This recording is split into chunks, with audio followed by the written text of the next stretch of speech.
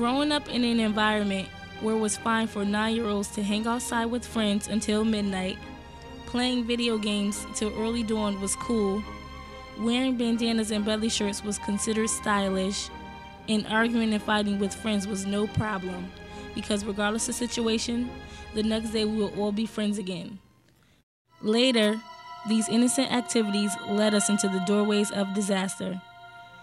Late night hangouts turned into 4 a.m. drug deals, video games turned into reckless behavior, bandanas became signs of gang affiliation, belly shirts became sex symbols, and arguing and fighting led to gunshots.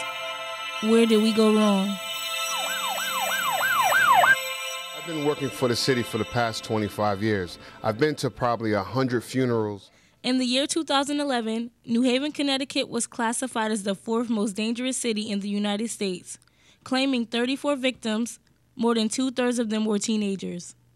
I had lost 2 close friends to gun violence. Yes, I lost my little brother, Marquell Banks, 13 years old, to gun violence. I actually lost a few people in 2011, and it's affected me drastically. It's been my motivation as a college student to continue to do well. Because I get tired of when I read the newspaper, I get tired of all the rest in peace buttons. I get tired of when I turn on the news, it's, 98% of the time, it's someone that I have been involved with. Violence in our society has not only left us petrified and fed up, but also embarrassed. Embarrassed to know that every time someone from a different community talks about New Haven, it's negative. It's kind of embarrassing, just the fact that when people come to visit or come, they don't feel safe in the environment due to the reputation we have for gun violence. However, many New Haven teens refuse to adapt to the violence. They are not willing to let the streets mentality affect them. I try not to think about it as much. I try to stay in school, pick and choose the people I chill with, people I hang with. I just try to change. I stay focused in school, and I try to surround myself with positive people. You got to take every single situation and make it a learning experience. You got to learn from it. And whatever you learn from it, use that as your motivation and use that as a catalyst to move forward in life and to do well. Living in New Haven can be a struggle.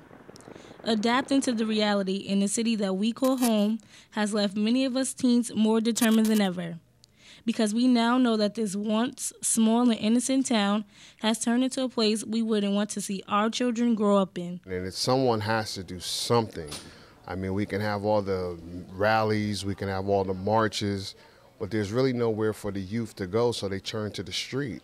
Everybody wanting to get a microphone and want to speak about change, but nobody wants to actually enact and become that change.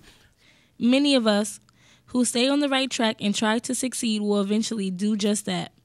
But there are a few who are no longer with us. Travis, Jamise, Antonio, Joanna, and Sean are just a few of our school friends who lost their lives due to violence in this city. But it's just hurtful because, I watch children grow. I watch people grow from kindergarten, and then when they get to 14 or 15, their life is just taken from them. Is there hope? Absolutely. Will our society ever change? Maybe. All we can do is rise above and try our hardest not to become another statistic. If you see something, say something. You call it snitching. I call it, taking back the streets.